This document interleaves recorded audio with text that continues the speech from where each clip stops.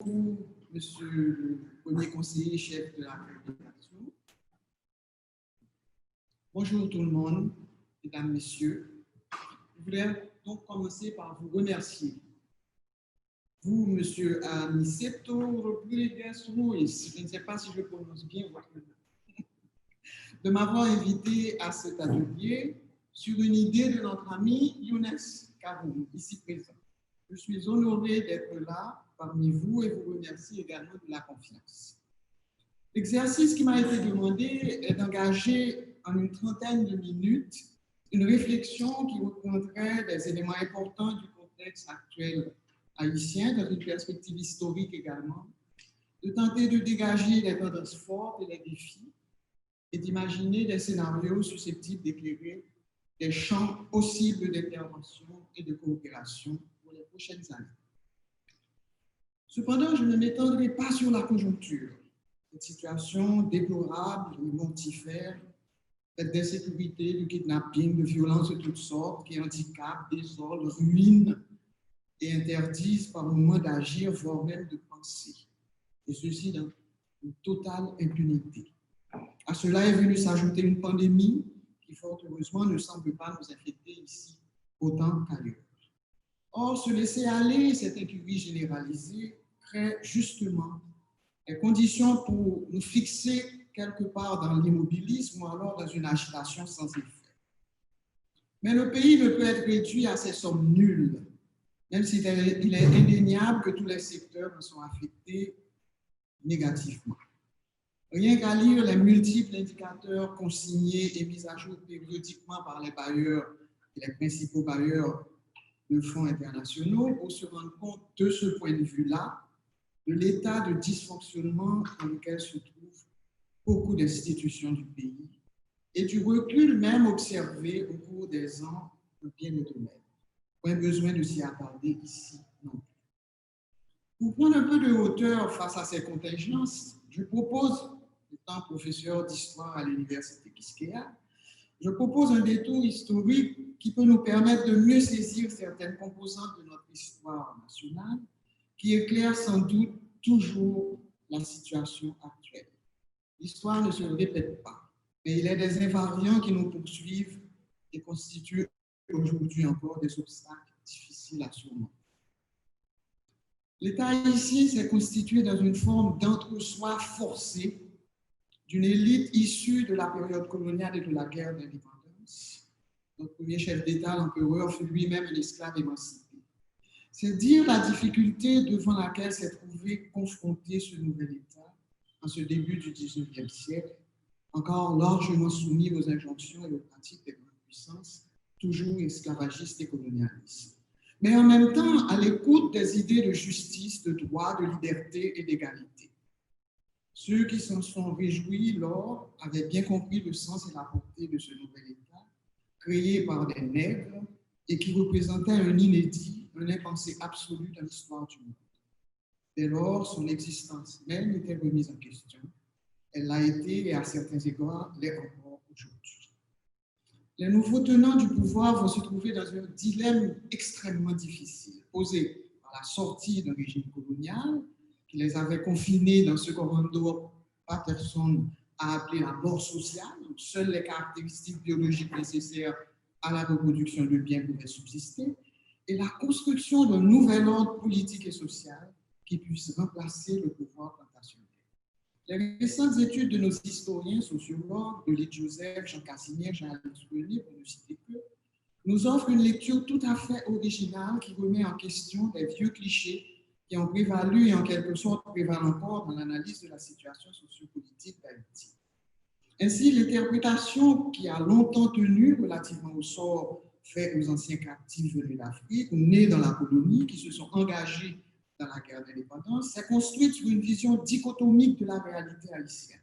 Comme on l'a longtemps cru, leur marginalisation historique et leur subalternisation post-indépendance n'ont pas du tout été le fait d'un repli sur soi volontaire, dans une forme d'autarcie, dans une posture d'évitement de l'État et du refus du développement tel que prôné par certains. Bien au contraire, elles se sont produites alors que cette population était et est encore engagé dans une lutte pour la liberté, l'égalité, la dignité. Le paysan haïtien aujourd'hui n'a jamais été et n'est toujours pas dans une relation d'extériorité par rapport au pouvoir.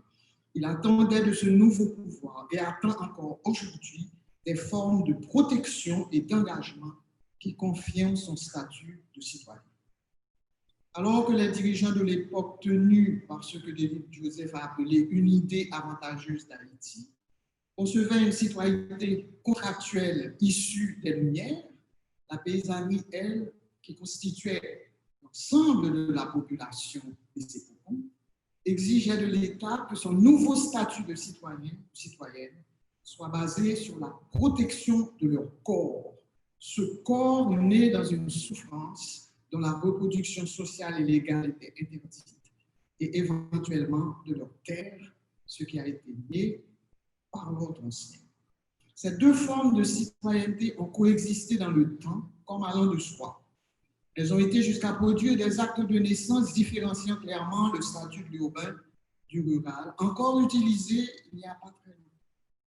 Pourtant, la protection était vue comme un droit naturel, un droit humain et universel, qui exigeait leur nouveau statut d'homme et de femme libre afin de mettre définitivement fin aux humiliations et à l'indignité du travail en atelier pour le propriétaire ou ses représentants. Dans l'imaginaire postcolonial de ceux et celles qui avaient rompu au prix du sang le pacte colonial, la lutte engagée pour la liberté et l'égalité visait d'abord deux éléments. La petite propriété familiale marchande, représentant la condition première de l'autonomie et le refus du travail collectif pour les autres.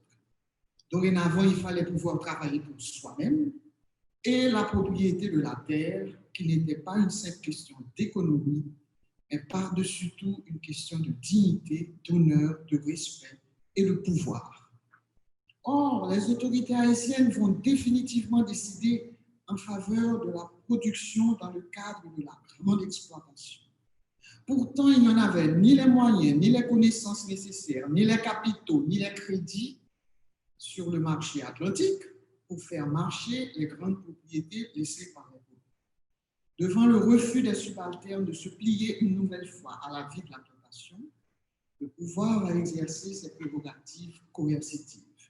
Mais le combat entêté des paysans va se poursuivre pour la possession de la terre, que ce soit à travers le système de deux moitiés, d'affermage, de propriété de fait ou légale obtenue grâce à la distribution faite par le président. La question de fond reste et demeure, et c'est elle que nous traînons encore aujourd'hui. Comment créer du commun? Comment sortir, comme le dit Jean Casimir, de cet interminable dialogue de sourds entre Haïti et ses élites? Comment transformer ces populations hétérogènes en citoyens et citoyennes de l'État national? Car il s'agit d'une population largement composée d'une masse d'Africains capturés dans diverses régions, tribus et cultures, de leurs descendants socialisés à Saint-Domingue dans l'univers plantationnel, de créoles résultant du métissage d'Européens et d'Africains, de soldats polonais de l'armée napoléonienne ayant changé de camp pendant la guerre d'indépendance. Une population comprenant des gens qui ont été en esclavage, d'autres en liberté, d'autres marrons, et à la fin du XIXe siècle, du flux de Sibourg libanais, et une masse de jeunes, quelques décennies plus tard, issus de cette multiplicité de croissements. La reproduction sociale va se faire dans ces conditions-là, créant une classe moyenne sans que jamais la question de la mobilité sociale et de l'intégration sociale n'ait été vraiment prise en considération, d'où la persistance dans l'imaginaire de perpétuels rapports élite-masse dans lequel domine encore le préjugé de couleur issu de la colonisation. Mais ce qui reste profondément ancré, c'est que le travail pour les autres, gratuit, même lorsque cela paraît inévitable et ne serait-ce que pour des raisons de simple survie, est vécu comme une humiliation. Dans ces conditions, l'État reste et demeure le plus grand employeur de ce pays. Aujourd'hui encore, et c'est vers lui que vont se diriger avocats, juristes, médecins, professeurs, agronomes, négociants, universitaires divers, c'est-à-dire l'élite, en principe, la mieux formée. Mais c'est elle aussi qui subira les soubresauts politiques qui, de pouvoir en pouvoir, conduiront nombre d'entre eux à s'en aller ailleurs, volontairement ou en exil, lorsqu'ils ne seront pas tout simplement éliminés physiquement. Michel Auriol dit que dans ce pays, chaque 30 ans, on élimine l'élite la plus forte. Éjecté par le pouvoir politique, qui admet rarement d'opposition ou d'initiative interne, et n'est préoccupé que par sa propre reproduction, la boucle de l'instabilité se reproduit ad infinitum. L'étroitesse de l'économie haïtienne en matière d'offre d'emploi et l'impossibilité pour l'État haïtien d'absorber et d'offrir des postes à une population qui, en un siècle, est passée d'1,5 million d'habitants à 10 ou 11 millions, les chiffres exacts n'existent pas encore, crée une situation difficilement maîtrisable. D'autant que jusque dans les années 1950, la capacité de l'État d'offrir des services publics étant absolument limitée, presque tous les services sociaux de base, éducation, santé, eau, électricité, transport, sont assumés par la famille à des coûts dépassant de loin ses revenus. Comme à plusieurs moments de notre histoire, la revendication la plus forte exprimée même à la chute de la dictature des Duvalier a été une demande d'État. Vieille exigence d'un État qui finalement pourrait protéger et assurer enfin, ne serait-ce qu'en partie, le coût des besoins sociaux de base. On en est loin, encore très loin. Depuis les dernières décennies, on assiste à un déversement sur toutes les villes, particulièrement la région métropolitaine de Port-au-Prince, de flots de gens issus des provinces et du monde rural où les ressources s'épuisent, qui colonisent les piémonts et le littoral et s'organisent autant qu'ils le peuvent pour survivre, particulièrement les femmes sur qui retombe le poids des enfants à élever. D'autres se rendent compte que ce monde, même le nôtre, est dominé par l'argent et les armes, se feront soldats au chef de gang, à la solde de ceux qui tirent profit de la marchandisation des corps et autres transactions illicites.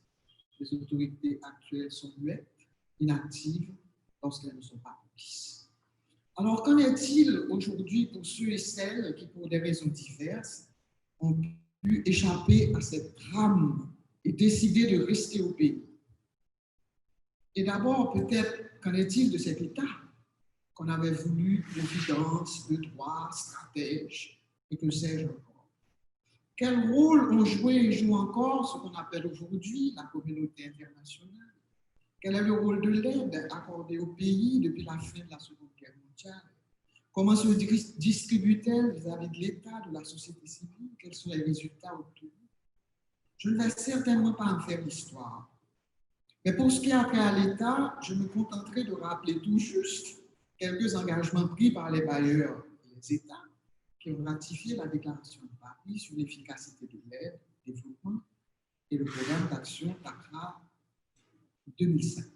Il y a juste 15 ans, tous les bailleurs, y compris l'Union européenne, se sont engagés, entre autres, de redoubler d'efforts pour accroître l'efficacité de l'aide, accélérer les progrès liés à sa mise en œuvre en renforçant les stratégies nationales de développement des pays partenaires, en alignant l'aide sur les priorités.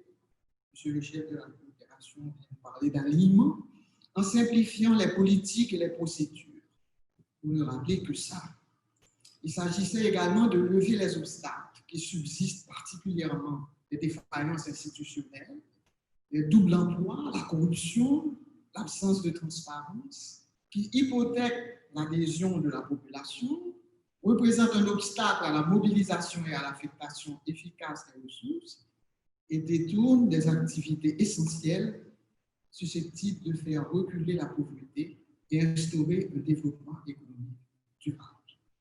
Je ne suis pas là pour juger, mais je suppose que l'organisation de cet atelier laisse supposer qu'il n'a pas toujours été possible d'appliquer ici les préconisations, par ailleurs fort justes, de la déclaration de Paris. Le dysfonctionnement des institutions sacrales, l'état de droit est une chimère, et la détresse humaine causée par l'aggravation des conditions de vie est loin de pouvoir faire reculer la pauvreté. À quoi donc sert l'aide? Et où vont les millions attribués, par exemple, au renforcement de l'État et à la modernisation de l'administration publique? Y a-t-il reddition de comptes, ou alors est-ce trop demandé? Les conditionnalités imposées pour garantir en quelque sorte le minimum de résultats sont-elles réalisables dans les temps impartis? Je suppose que vous avez vous-même les réponses à ces questions.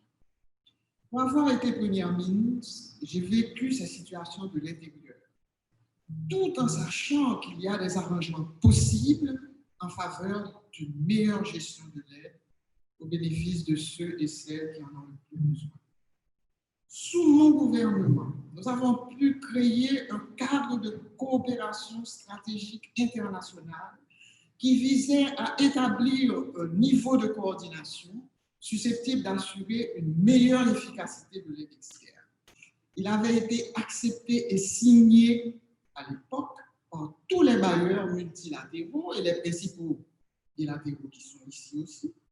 Il s'agissait de s'assurer que si les bailleurs investissaient, par exemple, dans la construction d'écoles ou de centres de santé, selon l'alignement avec l'État, ou dans les infrastructures routières ou agricoles, par exemple, l'État haïtien était en mesure d'en assurer le fonctionnement en incluant les coûts opérationnels dans le budget de la République, tout en s'assurant qu'il n'y avait pas de doublons et que les populations qui devaient en bénéficier étaient informées. L'initiative était novatrice en quelque sorte et accueillie positivement par tous les acteurs. Le risque est de croire qu'il existe, lorsque le gouvernement change, ce que l'on a appelé ailleurs une continuité de l'État. Ici, il n'en est rien. Il faut tout simplement recommencer.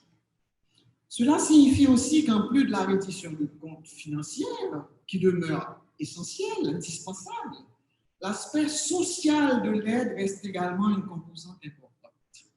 Des populations laissées pour compte, à qui on impose des projets qui semblent engloutir des sommes faramineuses, alors que leurs besoins élémentaires ne sont pas satisfaits, se mobilisent souvent dans des initiatives destructrices injustifiables qui nous surprennent et qu'il faudrait pouvoir éviter en y pensant à l'avance. Et lorsque le secteur public concerné n'est pas en capacité de le faire, il est tout à fait envisageable de faire appel aux organisations de la société civile dont la proximité avec les populations sur le terrain a pu et peut encore être l'instrument de médiation efficace. C'est peut-être une autre manière d'aborder ces questions. En plus du renforcement de l'État et de la modernisation de l'administration publique, cité plus haut, j'ai vu que l'Union européenne, vous regardez sur votre site, s'est alignée sur les actes suivants: éducation, Éduca-Haïti, le développement urbain et les infrastructures, la sécurité alimentaire et nutritionnelle. Il existe également des initiatives dans le domaine des droits de l'homme, de l'environnement, du commerce, de l'agriculture, en ayant un souci d'établir la transition entre les interventions d'urgence, comme vous le dites, et l'aide au développement structurel. Quels sont les résultats? Pour l'éducation, par exemple, un domaine qui m'intéresse particulièrement, et je suis la première à regretter que l'enseignement supérieur ne figure pas toujours sur la liste des sections priorisées de la chaîne éducative. Heureusement, grâce à la France, je sais que cette coopération continue et vous avez pu cette semaine encore, enfin la semaine dernière, donner des palmes académiques à des gens qui le méritaient. Il reste évident que pour sortir de l'imbroglio dans lequel se trouve le système éducatif haïtien, la part de l'État est immense, mais arrive-t-on vraiment à mesurer les effets de l'aide, sinon que par petits projets saucissonnés, mini-sectoriels? Et j'ai vu sur votre site, vous avez l'air de vous en glorifier, que 3 étudiants sourds ont passé le bac. Dans une étude réalisée par la BID il y a quelques années, les chiffres ont peut-être changé aujourd'hui, il avait été révélé qu'il y a 800 naissances par jour en Haïti. 570 enfants iront à l'école primaire. 157 finiront le cycle élémentaire. 70 le cycle secondaire. 7 iront à l'université et un seul restera au pays. Les choses étant liées, on s'imagine bien pourquoi les jeunes, et même les moins jeunes, laissent le pays. Alors que les démographes nous enseignent qu'à regarder la pyramide des âges d'Haïti, nous vivons dans ce qu'ils appellent eux-mêmes un bonus démographique, ce qui arrive rarement. Une population massivement jeune qui devrait pouvoir s'impliquer et se projeter dans un devenir prometteur pour elle et ses familles, devant le peu de perspectives, une seule solution demeure souvent